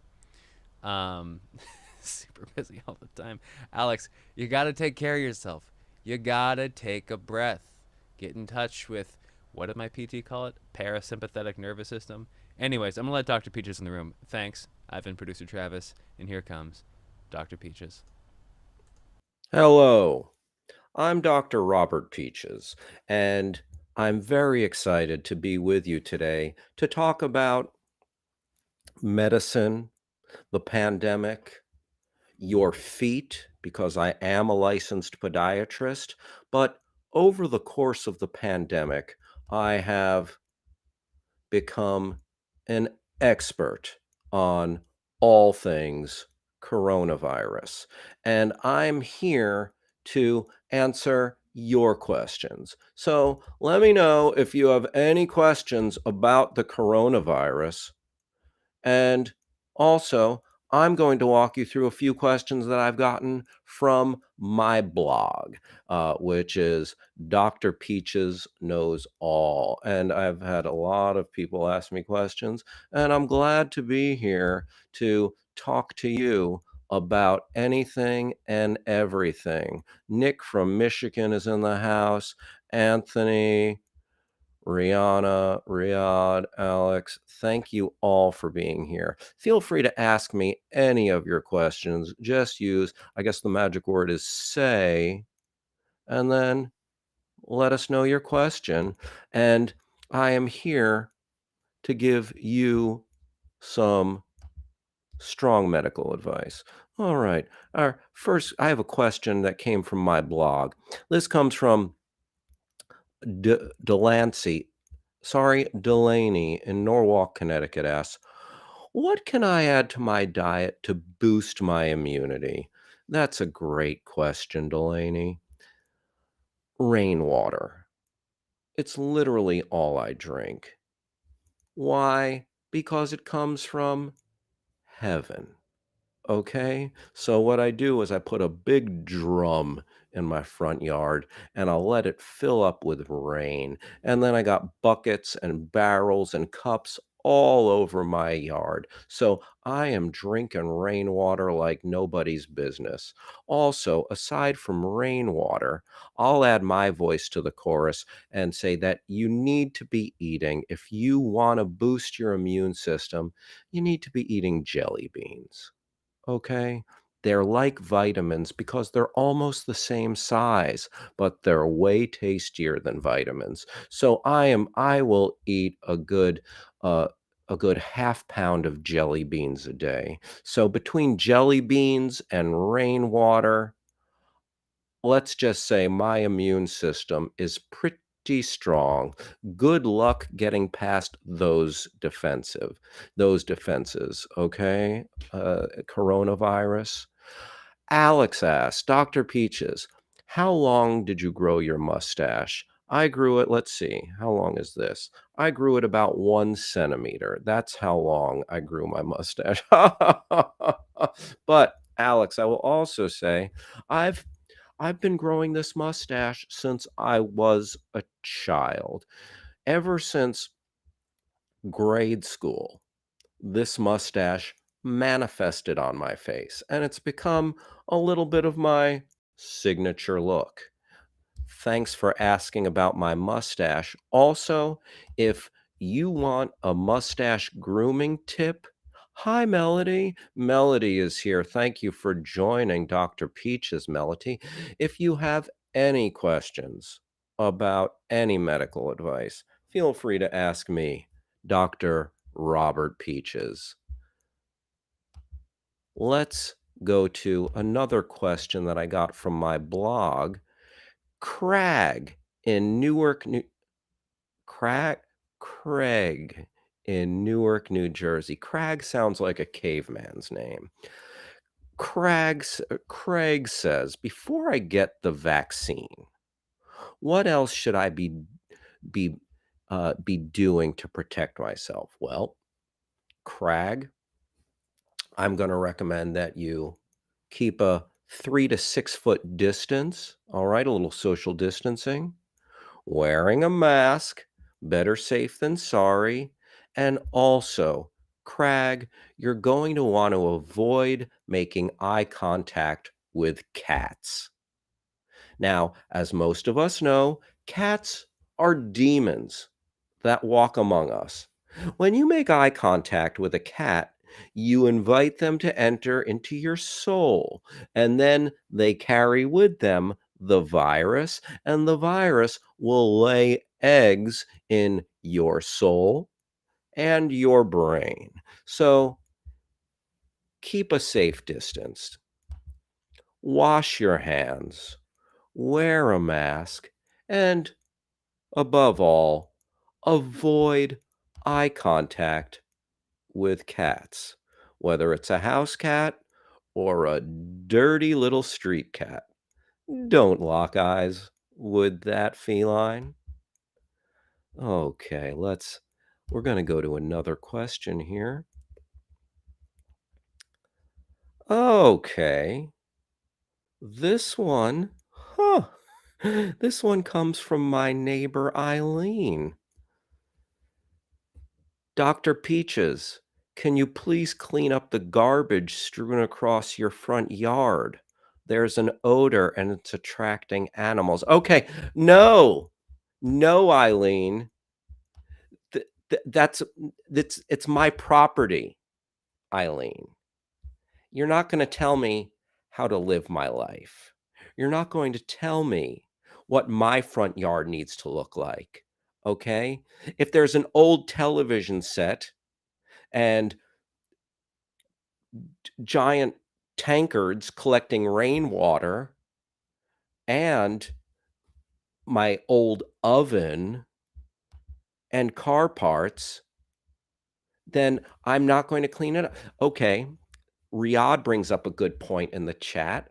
I don't want to be attracting cats into my yard because then you make eye contact with the cat. Then, boom, your soul is in trouble. The cat is you've given cat the permission to enter through the eyes. What do they call the eyes? The windows to the soul. There it is. That's just strong medical advice. So Riyadh, you might have helped me change my tune because here's the thing, my yard, my rules. Okay. I don't care what Eileen or the homeowners association have to say, but Riyadh brings up a good point. If I'm bringing dirty felines into my yard, maybe I really should consider cleaning up my yard. Okay. We have time for one more question here. Okay. Oh, this is good. So Diana in Walla Walla, Washington says, at home, I wipe down and sterilize surfaces and packages. What else should I be doing to keep my home safe? Great question, Diana. Medically, I find it's a good idea to set up a mannequin in your living room. And that mannequin should be adorned with jewels, sparkly jewels, and silks, necklaces, scarves. Then, Diana from Walla Walla, Washington, if the virus enters your home, this mannequin display will beguile and confuse the virus, and the virus won't come to you and you'll have time to escape out the back door while the virus and or a cat will be staring at this mannequin. That's just sound medical advice from yours truly, Dr. Robert Peaches.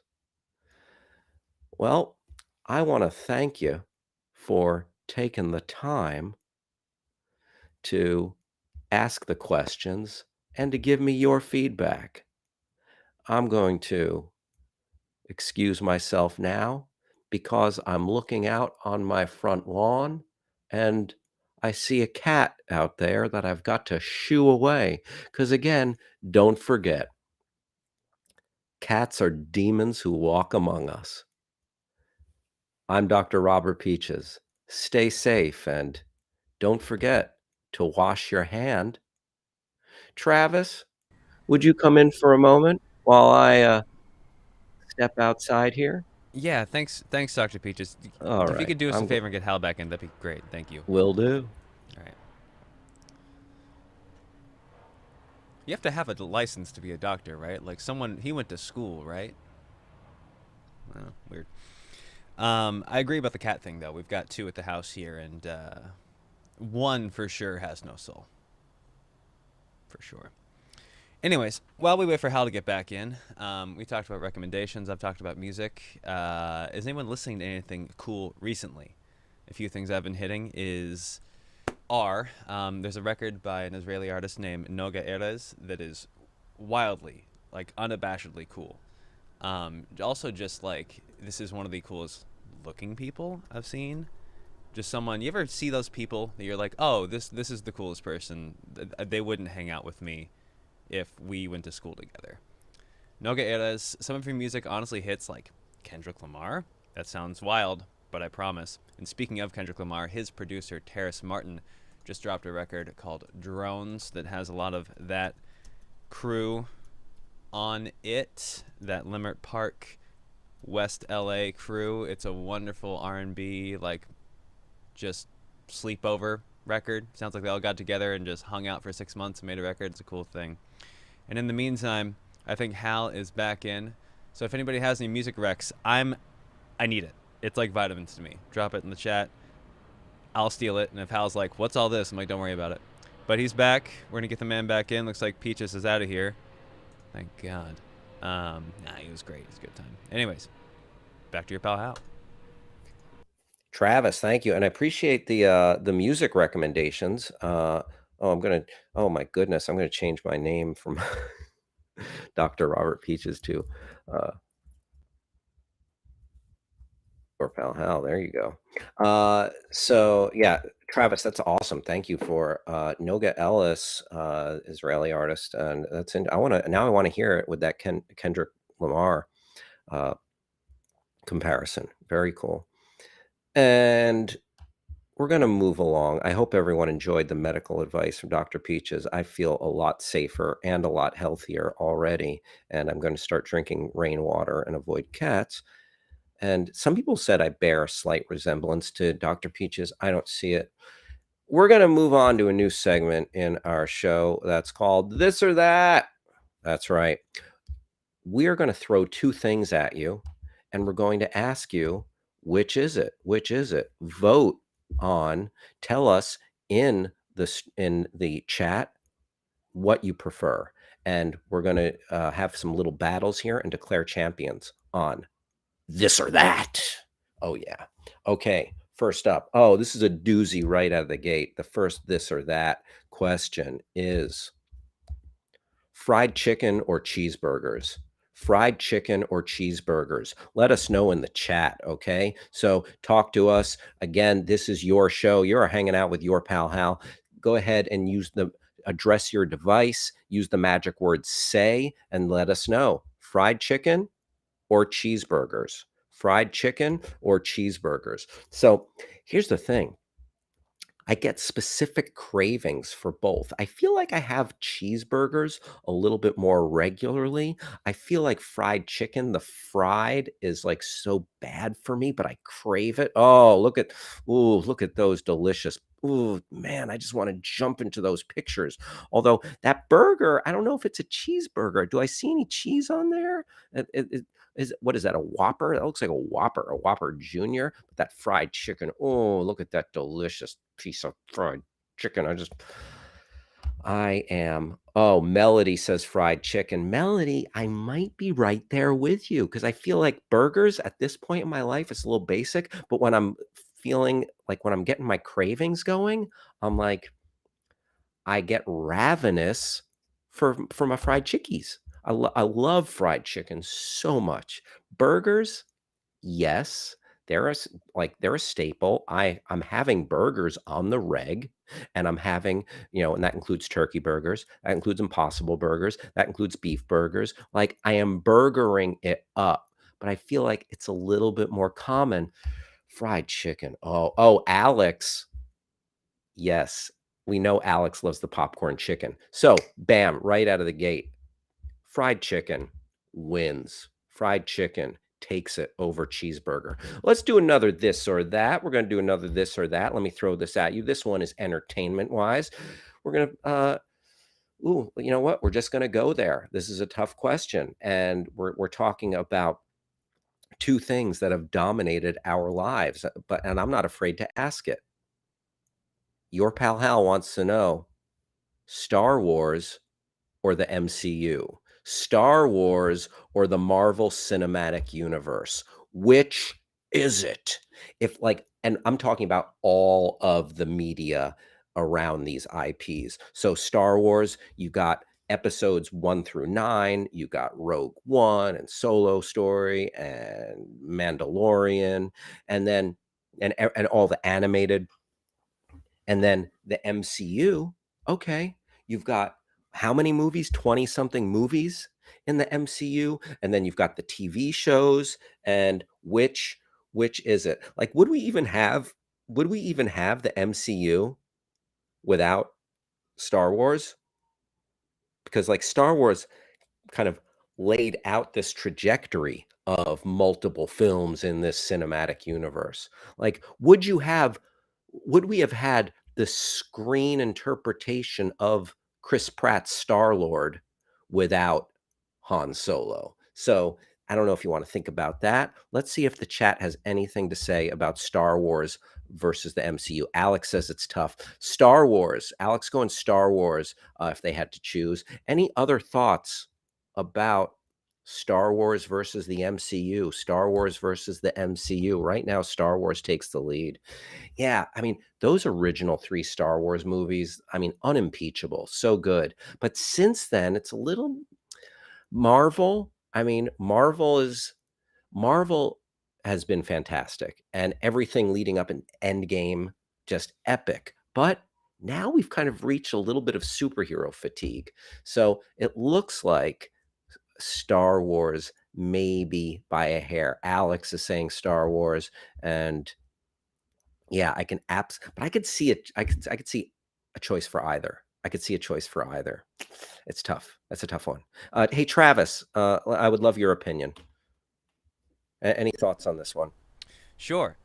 Um, I was never indoctrinated at an early enough age with Star Wars. So to me, Star Wars has always been just something that's kind of neat, Yeah, you know? And on the flip side, Marvel Comics hit me at a particular time. So what I'm trying to say is I'm biased. I'm so biased. And ever since sure.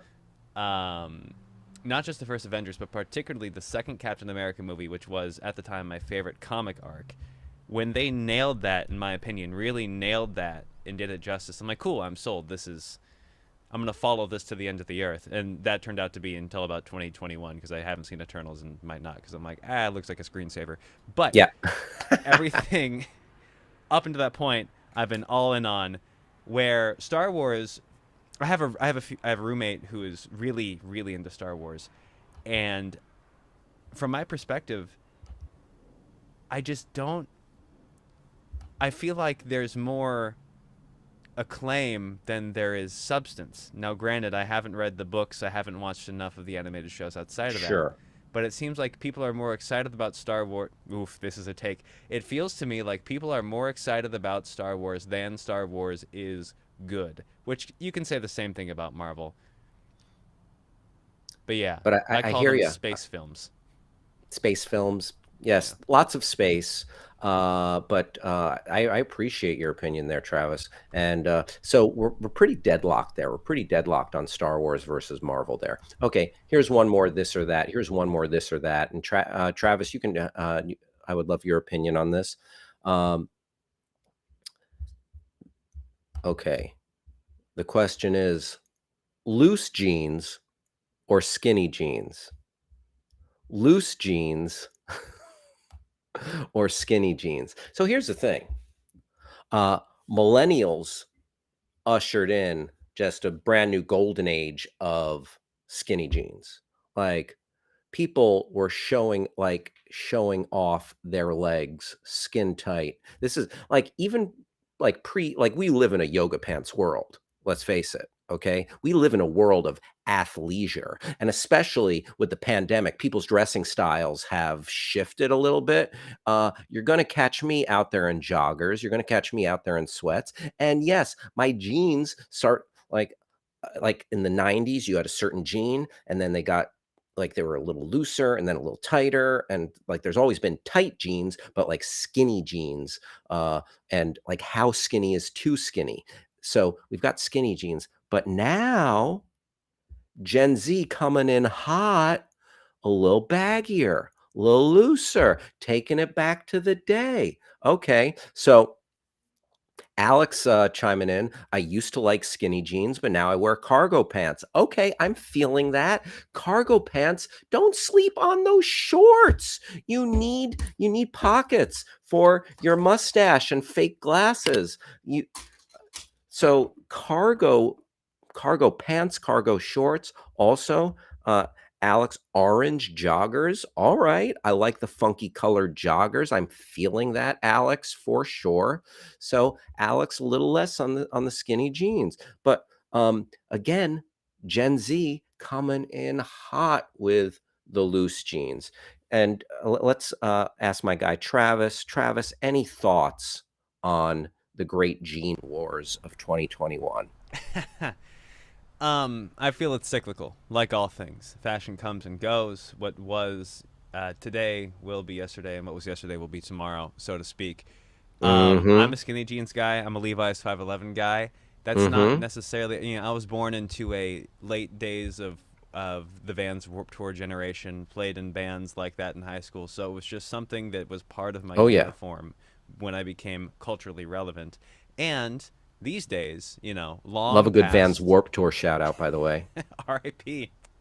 These days, well past any point of cultural significance, I just like to hug my legs, and And everyone likes a nice leg hug now and again. All yeah. right, so Travis hitting us with the skinny jean. Alex, Alex meant to say jogger, not cargo pants. Yeah, I'm there with you on the joggers, Alex. Like, listen, I'll go because they're just comfy. All right. I mean, uh, it's just warm. It's just warm and easy, and warm and easy is good. It's like it's like being in the womb. I feel like listen, I'm getting a little too psychological here about my wanting to go back to the womb and to my safe place. I digress.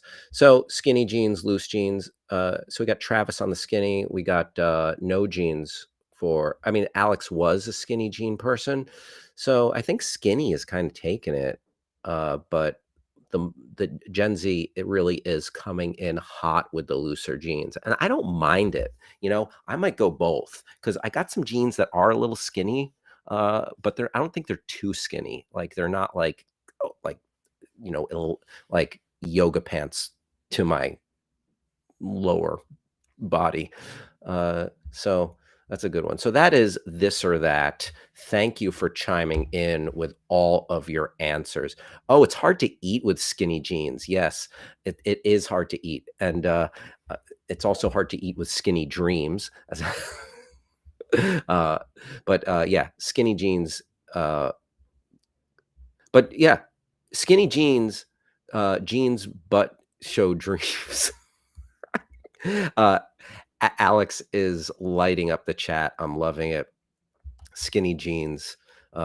Yeah, you fulfill. Sometimes you fulfill people's dreams by wearing skinny jeans because they show a little bit of everything. That was this or that, and we're gonna play more this or that along the way. And I appreciate you all chiming in with that. So we are getting close to the end here. I want to thank everybody for hanging out with your pal Hal on Backchannel. We're gonna be here every day, 5 days a week, weekdays from 11 a.m. to 1 p.m. on the West Coast and 2 p.m. to 4 p.m. on the East Coast. Please join us. Please spend a little time with your pal Hal and the great producer Travis, who is holding it down. and making the show run. And we have one more segment to talk about before we leave you. And we had a lot of fun today. We had some fun segments. We got some medical advice. We got some recommendations. We played trivia. We did a lot of stuff, but we did have some segments that were rejected. And this is a segment called Rejected Segments. Let's get a little rejected segment music.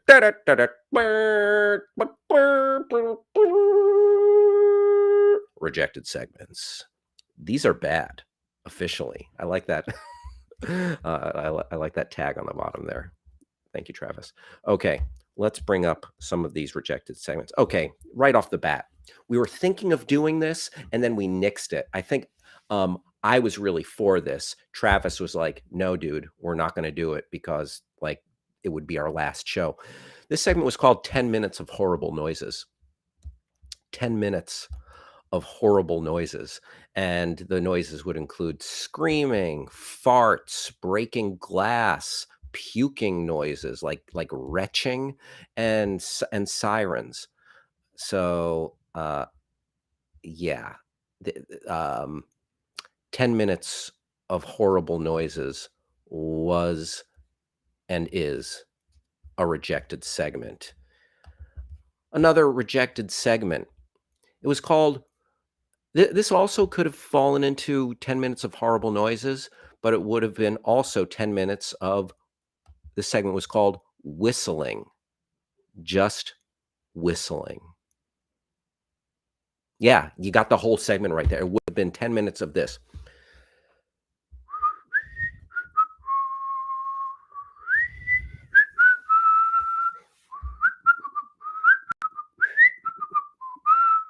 And you get the idea. That was bad for just, what was that, 20 seconds? That would have been 10 minutes of that. That completely rejected segment. Totally rejected. DOA, you might say. Here's one more.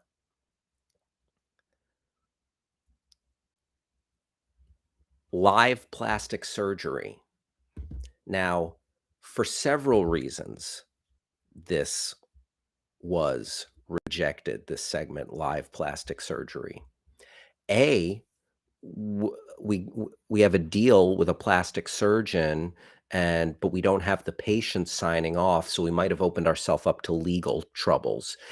B, it's totally visual, and some people are only listening to the show. Not everyone has the visual component, so we would have gotten dinged there. C, frightening, just frightening, bloody, horrific to look at. So we nixed the live plastic surgery segment. Those are, and Travis really wanted that one. Travis, can you come back in, producer Travis? Are we doing live plastic surgery? No, we're not doing it. And I just wanted to apologize to you again for nixing the live plastic surgery. I feel like that would have been like the first time and the last time for that segment and our show. Okay, that would have gotten it. I know listen, I know you love watching surgery. I know like you go to a place where you can stand in an operating theater, like in the Nick and watch surgery being performed. So I bring signs. I get really into it.